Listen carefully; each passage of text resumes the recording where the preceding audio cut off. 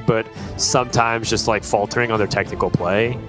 And I feel like No Hands is doing a little bit of everything that you need to see out of a future world champion. And it might be a little bit premature to say, I don't want to jinx it. But, you know, I can clearly see a future where No Hands is playing for a world championship final title. And it's just like kind of impressing everybody the way he's been impressing us. It's going to game number 1. Keeping the Moarg, going up against the Rush Warrior. Rush Warrior is one of the faster decks that are currently available in the final 6 decks that we have remaining on both sides. So let's see if it can get the job done versus the OTK Demon Hunter.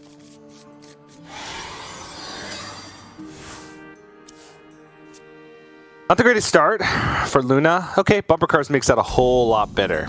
If she didn't pick up a playable card that could corrupt these stage dives, she could have found herself in an awkward position. But now this becomes actually quite a decent hand, especially if she's able to find other things that can make the Tent Trasher cheaper. And stage dive minions can be hard for OTK Demon Hunter to answer early on because of their large stats. It's true.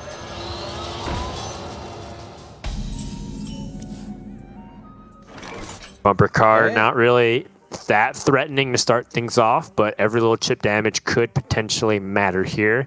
Kind of wonder if NoHandsGamer with that Skull of Gul'dan feels a little bit more likely to start dumping his hand as a way to start getting, you know, prepared for a potential skull by turn 6. He actually could get there pretty effectively with that Raging Fell Screamer as well.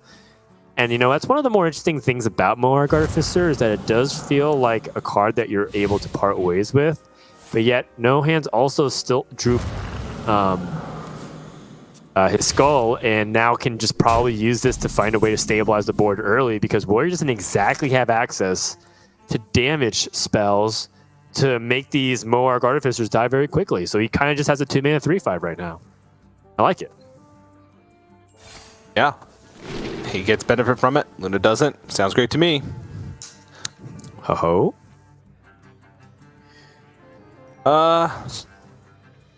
Jezzard's Bite clears right now. Gives him a weapon to stabilize onto the board. Crimson Sigil Runner, of course, just plays directly into what the deck wants to do, which is draw. And then there's Vilefeet Trainer, which is actually playable right now because it's 3 mana and you could coin it out and get maximum board presence and maybe out-tempo the Warrior in the early stages of the game. It's very interesting.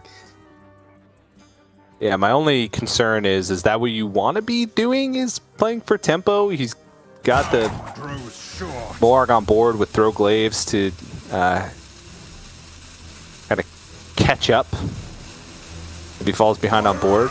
So I think just kind of keeping it simple here and just going for second Moarg, making sure that he has ways to deal with the board going into the next turn. It also means that he's getting closer to getting that skull activated, right? Raging Fell Screamer, Throw Glaive as an option the next turn. Right. It's really good recognition again, as you know, Luna can only deal with the board through Rush, so these Moargs are getting a lot done early on to ensure that there's no pressure coming out from Luna. I being picked up. The one thing that was slightly curious was when he played the Crimson Sigil Runner, but I think it was just purely for him to not give value to the bumper cards because he knows those are, or rather the Dark Moon Racer, since he knows that's in there. And this setup is beautiful. Skull Gul'dan has now successfully moved to the far left side. We still have a Moarg in the deck, so we aren't all in and have to just get it done with spell damage instead. Overall, this is looking like a pretty good spot for No Hands. Alternatively, Luna has to kind of get something done sooner rather than later. Does have the ability to buff the hand through the conditioning and the Overlord Runthok.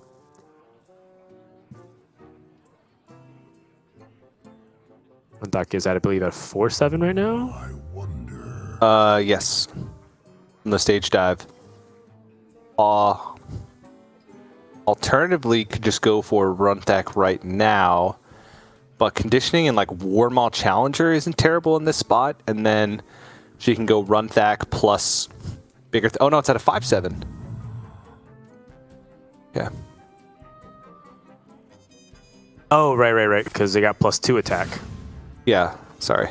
So, I mean, either way, Luna needs to find a way to get to the board quickly, and that's a big Warmal challenger. But No Hands is prepared for this. Skull of Gul'dan has been put into that spot. Poor warlock.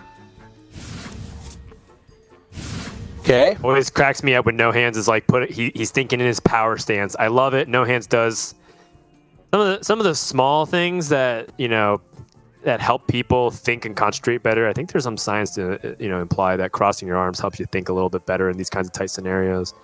So he does. He puts his hand to his mouth and then he moves the cards, truly embodying the NoHandsGamer approach. As for people who do not know, No Hands plays with an eye tracker.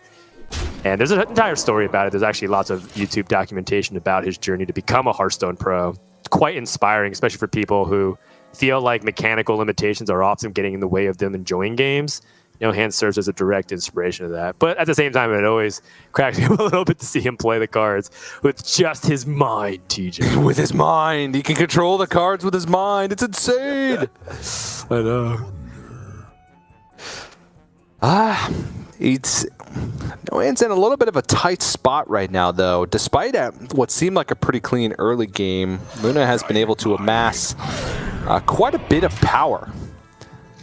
With the run deck potential buff, with conditioning, with the stage dive, and continuous weapon swings now as well, with Sorter being played at Prison Gnarg once this the last charge of this weapon is used. And Alexstrasza picked up not great now, but that's the game-ending damage that she's going to need. Double jump into a second skull, perhaps. Yeah, I mean, the mana discount is one way that you can combat it, right? They get a bunch of stats to essentially cheat out additional quality of minions, right? From the rush warrior. They're like ramping up stats or ramping up mana. That is kind of the battle of what's going on right here. Moarg Artificer comes into the hand, but, you know, No Hands has to be a little bit careful about it because he did use his first copy with the philosophy. Finds another one. Okay.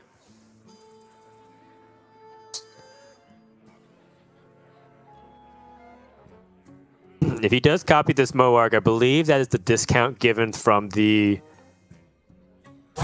Fell Screamer, so he doesn't actually have the full discount on the Moarg Artificer to stay at 0 after that first one. No Hand's gonna use the Eye Beam to stabilize a little bit more against the pressure coming out his way, and this is entirely reasonable. Because Rush Warrior doesn't gain a lot of life, you really only need like the Moarg plus the Fell Scream Blast. You don't need a combo for anything beyond that to kill the opponent. So survival is the name of the game right now, if he can even get to that point, because this is starting to get way out of control. Runback's at a 7-9. It's hard enough to clear a 4-5.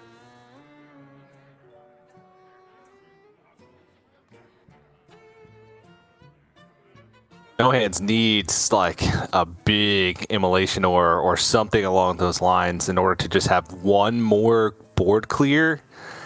And then maybe he could try and stabilize from there. Again, still enough combo pieces left in the deck. He still has a Talented Arcanist. He still has Blood Mage Thalnos. He still has a Thera Aug Merchant. And as long as he holds on to a Moarg, he's perfectly fine. Still one turn until Alexstrasza as well. But there's, okay, so 6, 7, 8, 15, 18 damage being represented on board. No chance for additional burst damage from hand outside of ETC. Or Troublemaker, I guess, since we're going to turn 8, but the board is quite full, so it would only be an extra 3 damage from Troublemaker. So I think he might just look for a big Aldraki Warblade swing here, and then try and go for either big Immolation Aura next turn or big heal the next turn, because he's still multiple cards away from lethal himself. So he's got to kind of think what that means as far as his plan to get through all this board state. So surprisingly, No Hands is... Yeah, so surprisingly, No Hands is actually pretty close to killing Luna, but just kind of missing both the Il'gynoth and a lifesteal card. This 5 going upstairs puts Luna down to 18. And then had she has a Moarg, a Fell Screen Blast, and a Il'gynoth, I mean, that would be lethal the next turn. So part of what I think the previous turn from No Hands was evaluating the difference between playing Chaos Strike and Double Jump. But I think if he played Double Jump and found a Skull Gul'dan, he couldn't play it because he needed to play the Eldrazi Warblaze this turn to ensure that he was able to set up the lifesteal kill. Not to mention he needed to survive the backswing from Luna's side. So this is still a very tough position, but winnable for No Hands.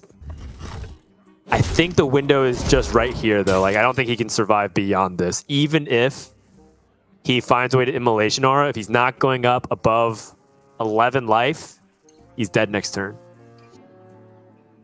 It's got to be a big combination of things in order to piece it together. Fell Screen Blast would actually be quite good off the top, right? Because he could use a Moarg, Talented Arcanist, their Merchant Fell Screen Blast. I mean, maybe. Because his breakpoint is his. Yeah, that's a lot of stats.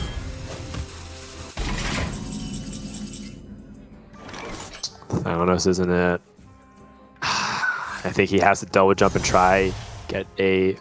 Okay, Special Sight's better than the Skull Gul'dan here. Gives him more options of his mana usage. Immolation Aura? Oh, and Fell Screen Blast. Okay.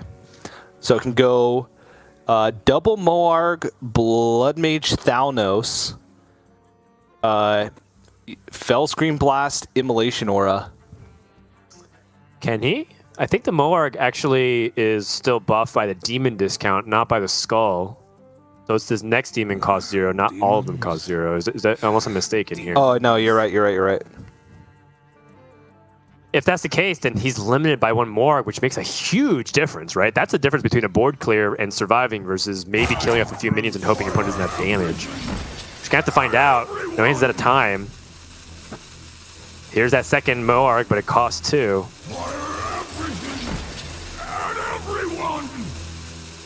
Immolation Aura, really scary at this point, but it doesn't have much of a choice. Gonna heal back up to basically full. How much damage does Luna have? 9 plus 3 plus 3 is 15. Yeah, it's lethal. Plus the 4, 19, 22, 30 damage exactly. And you gotta say, one thing is that Luna set this up very nicely. Turn 9, 30 damage, spreading out the minions so that it could survive a Fell Screen Blast. It's a very difficult thing to make sure that you can set up, and she thought a lot about it because she wasn't even sure she was going to survive, right? She knew that the possibility with so many cards being drawn from the deck that she could potentially die. Very well mapped out on both sides here. No Hands really put up quite a fight. You know, I thought he was almost down now completely, but he gave himself an out, and Luna was able to close it out in game number 1. Very big win. Now that the fact that the Demon Hunter is down, it does feel like the Priest has a lot more life on Luna's side because we do worry about that, or rather the Mage side. Because Priest has Mind Render or Lucia for you to be able to swap and disrupt that Demon Hunter. But either way, we know that No Hands wasn't really optimistic about that Demon Hunter deck, right? It's meant for other decks, especially if you're going up against slow decks that have no win condition against you know, the pace at which Demon Hunter is able to get out all this damage out. Yeah, and I said the Rush Warrior was the deck that was going to struggle overall. This was probably the best matchup. Maybe you can make an argument for Mage as the best matchup, but feel like she played it really well. And now, again, that just gives her some more wiggle room with the Priest and the Mage later on in the series when we're starting to get into the territory of mirror matchups. I imagine No Hands is going to queue Priest. One of the best matchups against Rush Warrior, and I don't think there's any downside to queuing Priest. I don't think No Hands needs that for anything else specifically. So, gonna go for it. And there's a look at the list that No Hands is playing. It does run Flesh Giants, still runs Sethic Veil Weavers, and Doesn't run like the additional healing. We're seeing some players run Desperate Prayer. It doesn't run Onyx Mage Scribes, so a little bit lighter on the just like overall value generation. But I don't think that's really that big of a deal when you're talking about Rush Warrior, because they are going to be running out of resources in a lot of cases, and it's just about trying to fight them toe-to-toe. And Priest does that really well. Many different variations of board sweeps with double condemn, Blademaster Samuro, Zyrella. It's a lot of ability for No Hands to fight back here. I think he's in a good spot. All right, well, I mean, Priest can give the Warrior deck a bunch of problems. And also, Priest in general is still largely considered to be one of the strongest classes in Hearthstone for a reason, because, you know, just like some of these aggressive decks can find ways to get there through pressure, Priest can just find the answer to everything. So let's go into it. Game number 2. Winner moves on to play Eddie in the grand finale. Let's take a look at the opening hands on both sides. Pretty low curve for Luna, and yet it does feel a little bit awkward to full keep this because they are situational. I love the Imprisoned Gnarg, but it actually kind of be hard to convince me of anything else, especially since Crab Rider has been nerfed now. Yeah, Crab Rider can help answer some of the early game minions, but it really doesn't line up against much. Doesn't kill Sethics unless there's a Parade Leader. Can kill Wand Makers, doesn't kill Venomous Scorpids, and that's really all you're concerned about. She could keep it in hopes of a Playmaker, because what you can do is go, or not Playmaker, sorry, the Parade Leader.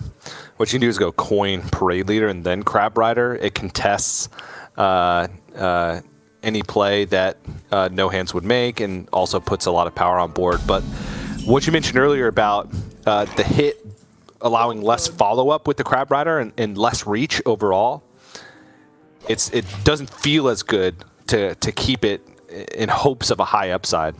Oh, okay. Well, speaking of. Well, there you go. Parade Leader coming to the hand. Something that we see people coin out even at times. Is that something you want to put out right now? That is something to consider.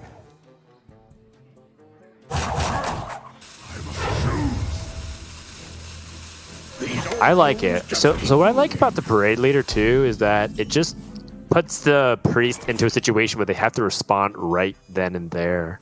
And they often won't. Right? They're not prepared with the Holy Smite. Maybe they get it.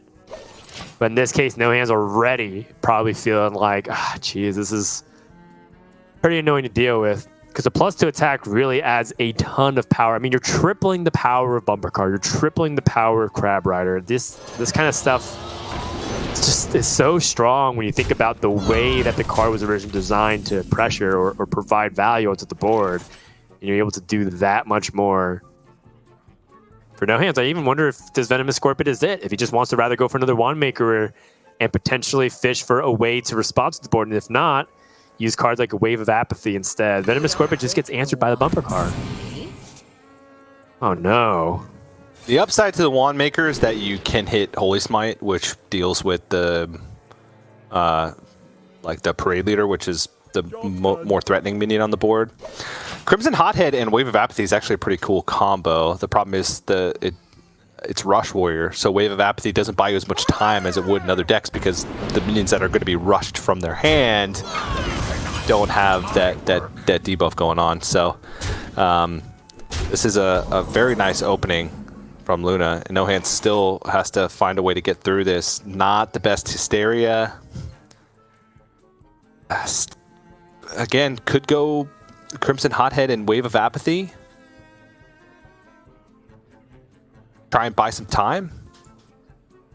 Yeah, time probably is the only resource that No Hands has right now to flex. I mean, palm reading is just not reliable enough.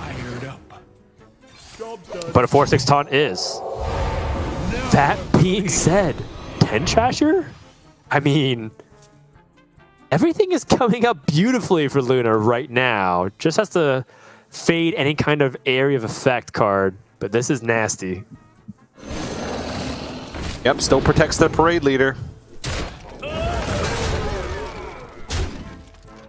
One condemn, and we're okay. Yep. No we could condemn, Hysteria. and we're not okay. Hysteria would...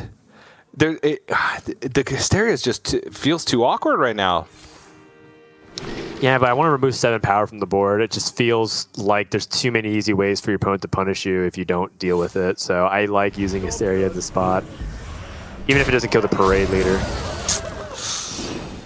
Yikes, that's the worst target. Yep. Now Luna gets to go conditioning Rakara and keep pushing the advantage. Oh, jeez. Tempo warrior at its core. And Hysteria being used, right? Hysteria means that this Rakara is very likely to survive. Now, if No Hands does top deck condemn. Not even that great. It's not really a top deck. Oh, man. Are we going to see a quick game 2 here? It seems like it. Yeah. What is happening today? Palm reading into Hysteria? Hysteria again? Yeah. Ruin? Ruin only Nothing. clears the Rakara on board. I think you gotta. He's still dead on board.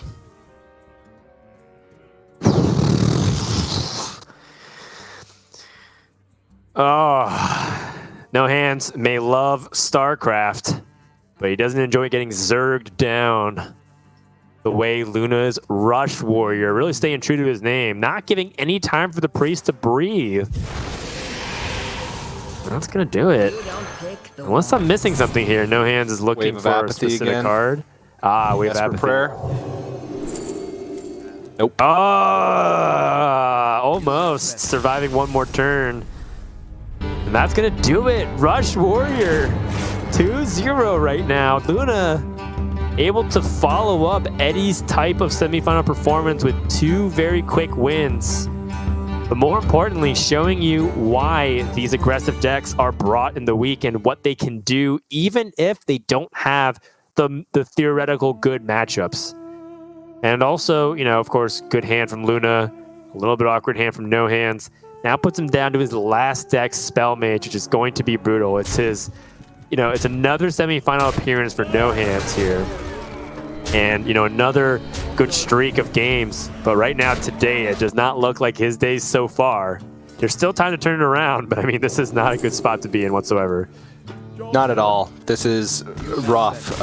You know, we talked about it a little bit at the beginning of the series. I think No Hands is one of the best, if not just hands down, the best Spell Mage player in the Americas. Maybe not by overall win rate because he hasn't played it as much, but again, when he's dialed in and focused with the deck, he can make a lot out of nothing. And I respect that a ton when it comes to this deck as a whole. So still a chance. There's no terrible matchups left on the table for Spell Mage. Honestly, not too many terrible matchups in the metagame currently outside of maybe Face Hunter. You can kind of throw Token Druid in there as well. It's going to be hard, but it's doable. Yeah, seems like it. All right, well, we talked a little bit about Spell Mage and what it can do, but once more for people who are not familiar with it, able to get a bunch of cheap spells thanks to Incanter's Flow, draw a ton of cards from Refreshing Spring Water and the Arcane Intellect, and overall, there's just putting out a ton of power that your opponent can't deal with in a short amount of time. And Rush Warrior is a deck that could be problematic for the Mage, but the Mage does have access to tools like the Devolving Missiles, which can reset a lot of those stats that are played early on. As well as, of course, negate things like the Death Rattle on the bumper car. Luna's up 2-0. A win here would keep that #1 position in the Americas alive, or rather the dream was alive. No Hands with the full mulligan. On Luna's side, I can actually kind of see a case for multiple cards being kept. Obviously, Imprisoned Gennard, definitely one of the best cards to have. The other 3, TJ, what's your thoughts on that? Rakara can be quite good if you have the early start. Athletic Studies allows you to get out powerful cards earlier or cater your hand to a specific situation. I think Rakara's a little too slow, but I think keeping Imprisoned Gennard and Athletic Studies is reasonable enough. We'll see what Luna decides to do, though, because Ricard, especially against decks that take some setup time, can punish. But if you want to play it like on curve, keeping it with Imprisoned Gnarg, maybe not the best. Just going to think it through, though. I imagine we're just going to see studies in Gnarg. Okay, keeps the Ricard, looking for that high upside.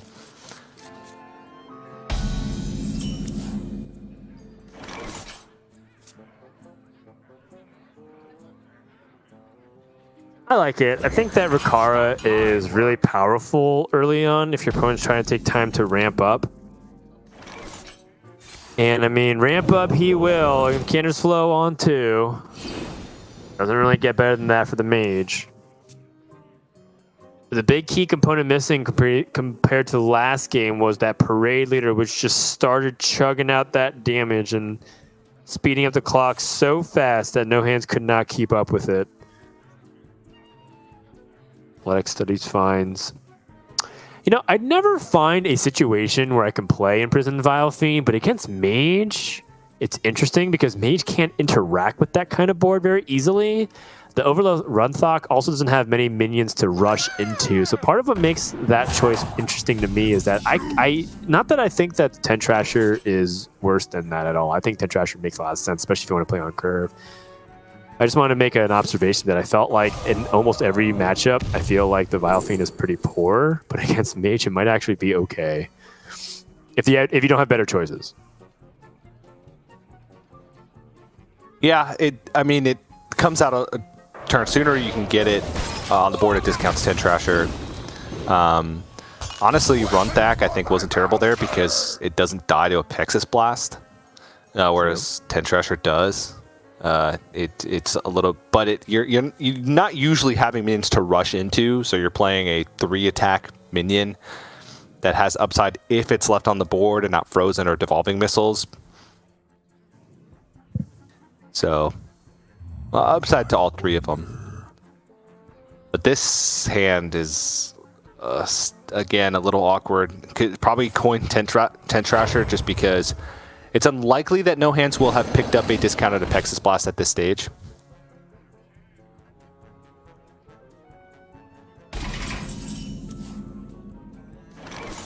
Well, I was kind of expecting it based off what you're saying, right? Like the 4-mana Apexis Blast comes into the hand. NoHandsGamer has to remove that 5/5 or freeze it. He does have a 6-mana Flame Strike, so the stall plan into a Flame Strike is also available. But it feels like if you don't deal with this 5/5 now, you're going to just keep taking 5 damage a turn. And that's a good sign for Luna, even though not happy to see the 10 Trasher just go down like that. It's just that No Hands clearly does not have the optimal cards right now. He's scrambling a little bit. And this is an opportunity for Luna to set up the Ricard instead. I like this. If No Hands doesn't have a Apexis Blast, doesn't have a way to challenge his board, how does he deal with the Ricard? And the reality is he can't very cleanly right now. He could use Cone of Cold, just save himself 5 life. Not only save 5 life, but also just like prevent the board from getting a little bit stronger. And maybe he doesn't have to use Flame Strike next turn. Flame Strike on just 2 minions like this would feel terrible. Yeah, but it might have to come out if Luna reloads the board with a lot of stuff. It could just be Mask. Corrupting the Ring Toss has a lot of value as well, just because you can, especially with conditioning played, even just like Mirror Entity and Oasis Ally are incredible cards.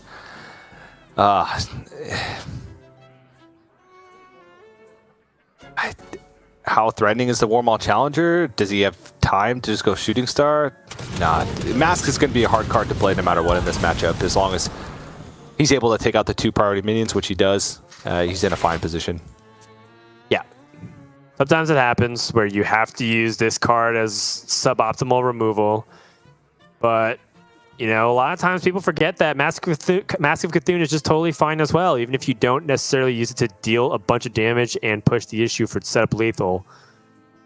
Good recognition there from No Hands. And from Luna's side, One more Not time. Yeah, I guess not the best minions to buff with conditioning. Blade Master Samurai could be a board clear, but that's not what Mage is really looking for. It's not a primary win condition for them to get minions. These are all like the reactive cards, which Rush Warrior has a lot of because it's Rush Warrior, right? It seems like everything is reactive since you're rushing into minions. But Blade Master Samurai Warmaw Challenger, very low statted for their cost. High health, though, which can be a benefit because cards like Mask of Doom are harder to use. It looks like she's just going to play 10 Trasher. Just trying to get something big onto the board. Okay.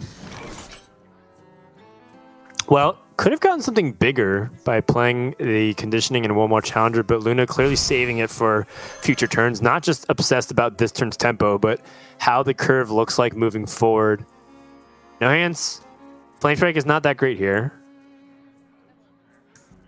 But how do you best go about this turn? Ring Toss could look for potential ways to give himself some life and stall.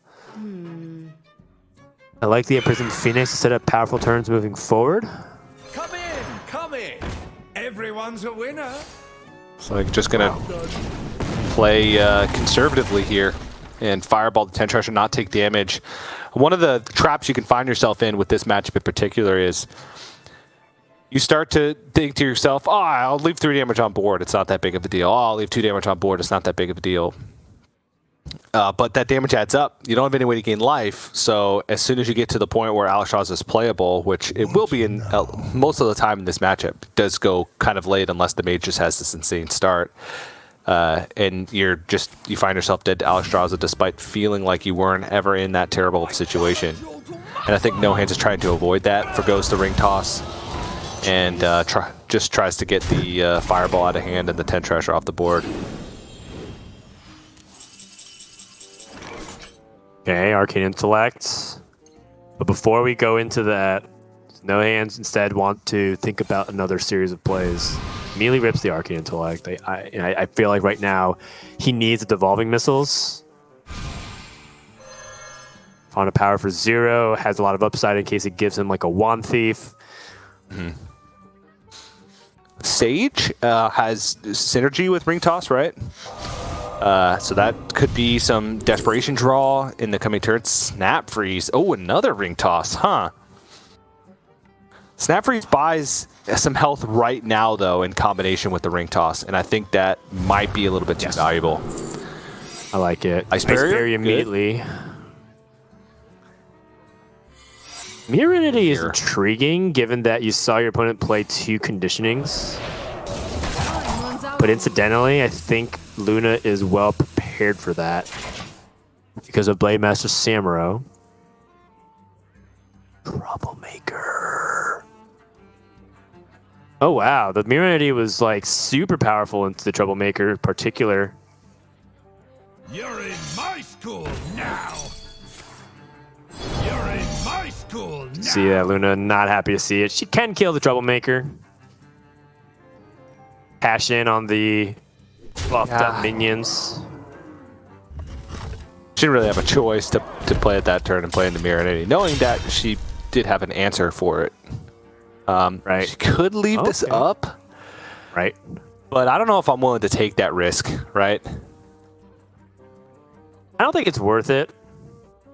In particular, like, I think we're at that stage where your opponent should be able to either deal with all of your board and you want to get that guarantee. Plus, the punish for missing it is just too great. Yeah. If you leave it up and your opponent has that Flame Strike, you basically sealed your own fate at that point.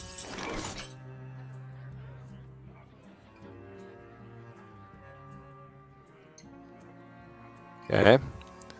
Flame Strike is 7, Shooting Star is 3. If he finds spell damage, okay, finds both Astromancer Solarian and Lab Partner. So this is a clear, because with +1 spell damage, the Flame Strike will go up to 8, the Shooting Star will go up to 4, which clears off the 12 health Warmaw Challenger. It's just a matter of what does No Hands think is better. Does he want a Solarian Prime in his deck? He has the mana to be able to fit in either. Or does he not want a Solarian Prime in his deck and want to go with Lab Partner for something cheaper? Oh, it says explode. Well, I mean, this is huge. Big swing, and it's devastating. More importantly, now No Hands can just kind of win on tempo, right? Like, part of the interesting thing about Solarian, Ashman's Solarian is that No Hands already has played both of the Fondant powers. It's pretty much just a Pexus Blast. But this Samuro is actually huge. I kind of forgot about how big it would be. 5'10". Still very much a threat. And then from Luna's side, this Imprisoned Gnarg setting up future turns. And Luna might be in this position where she recognizes that it might come down to just the damage that she's able to deal before she inevitably draws cards like Alex Straza. Yeah, I think probably has to be an all-in here. There's merit to holding on to the 1/1s for ETC, but that's about it. And I think the damage that she could potentially get from having those on the board is worth more. All right, Sage will draw 3 cards. Ooh, Brain Freeze. No Hands can actually develop Reckless Apprentice here too, and Brain Freeze off. And I mean, Mordresh is not that far away with Reckless Apprentice. Oh, okay, never mind. He's just gonna go in with a Pexus Blast. Ow. I like it. He says, I don't even want to give time for my opponent to potentially swing this. I think that I'm in the lead. And No Hands is right. He's very much in the lead. There's only 1/1s available. Ooh. Troublemaker? Okay. That's just about the best draw in the deck off the top. The only one that you could even make a case for being the best would be Ringmaster Watley. To try and draw some additional resources from the deck. The question is where do these minions go? You go all face and preserve the small amount of damage that you have on board? Do you double trade into the Sage to try and have the chance to clear one of the minions? Or just preserve one and then go face with the other to try and get some additional attackers? No Hands currently doesn't have a way to remove. If his minions stick, he does. Okay, face and face. I mean, not terrible, but not great. Not great. Now the Troublemaker can die on board. It's just No Hands is getting close to lethal damage. 9 on board. Needs 9 more. I'm kind of wondering if the Key Warden can do anything here with a specific spell being discovered in this specific spot, but I don't think so. Nothing comes to mind. Oh, okay. Yeah. Clears off most things with the hero power as well. This works. The ring toss. The ring toss is actually huge. Oh, rigged fair game is interesting. Oh no, he's ready. He's gonna take damage because he can't clear off the minions. Tough choices here for No Hands. Runs out on me. Probably okay. Picks Marinade. I was thinking Oasis ally, but if he's gonna trade in his minions, then no. Yeah. But this is an awkward spot to be in because he's taking a lot of damage. Playmaker's not it. Luna's side, does she just commit to an all-in push? No ice barrier. No She's ice happy barrier. to see that. And with that means that she is on a draw to win the game. Not to mention, just lethal from swing the next hand, right? Yeah. yes, the swing next turn. Oh boy, No Hands back against the wall. Needs to find something massive here. Refreshing Spring Water's a start.